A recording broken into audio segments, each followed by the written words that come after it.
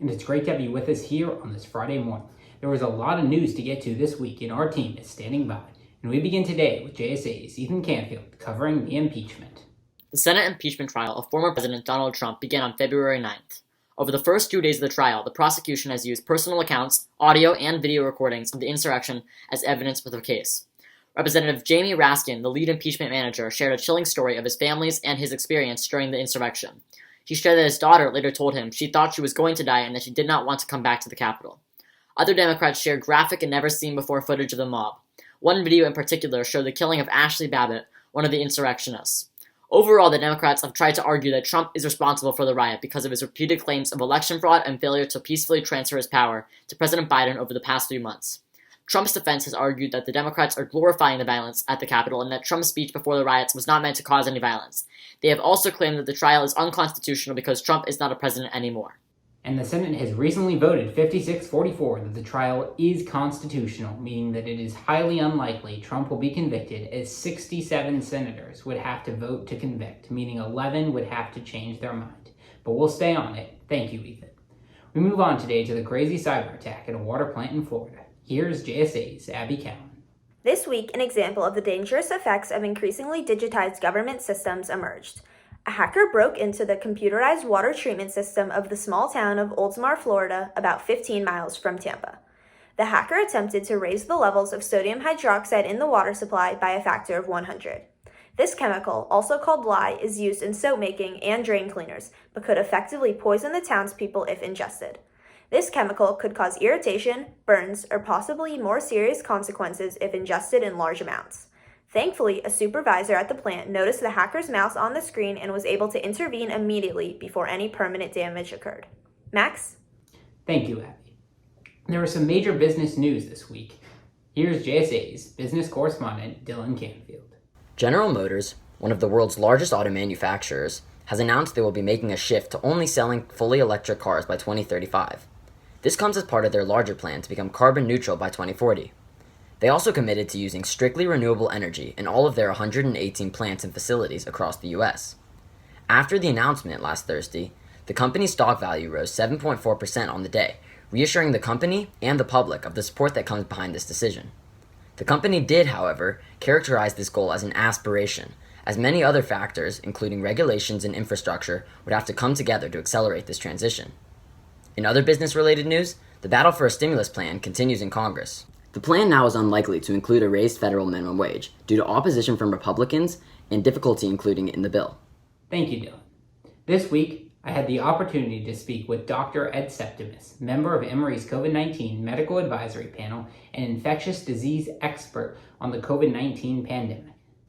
Dr. Septimus encourages getting the vaccine, commenting that the side effects are normal. Now, the vaccine does have some side effects. Now, understanding the side effects are in response to what appears to be an infection with this spike protein.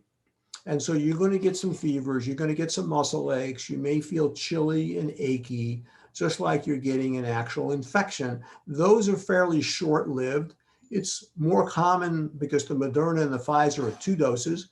It's more common after you get the second dose, but it's very manageable. People who might have gotten a more severe, quote, anaphylactic reaction, unquote, from the vaccine, that has not been commonly reported. And the vaccine went through all rigorous FDA protocols and is both safe and effective.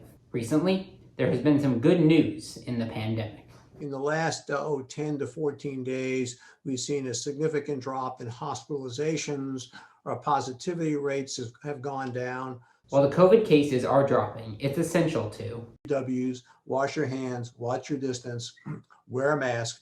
Dr. Septimus also warns that being outside is not a free pass. That being outside does not give you a pass. Because some people think, well, if we're outside, we don't need to worry about it. But if you can't social distance outside, you also need to be wearing a mask. And if you want to watch my entire interview with Dr. Septimus, including decisions regarding Emory's COVID protocols, thoughts on prom, and a timetable for when we'll be able to finally remove the mask, you can go to our YouTube page, Emory-JSA Space Broadcast. And we move on today to the breaking news from around the globe. Here's JSA's foreign correspondent, Vicky Kai. We begin today with continuing coverage of mass protest movements in Myanmar, where citizens have taken to the streets this week to demand the release of former ruling party officials, including Aung San Suu Kyi, and a reinstatement of the democratically elected NLD government. These protests have already seen at least one casualty, and the unrest shows no signs of stopping until the protesters' demands are met. And in Russia, protests rage on for the third week in a row to demand that the Russian government release opposition politician and Kremlin critic Alexei Navalny.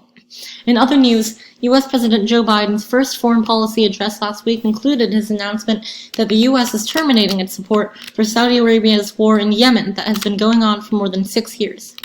And South Africa suspended its distribution of the AstraZeneca coronavirus vaccine after studies showed it did not do enough to prevent mild to moderate cases of the South Africa strain of COVID-19.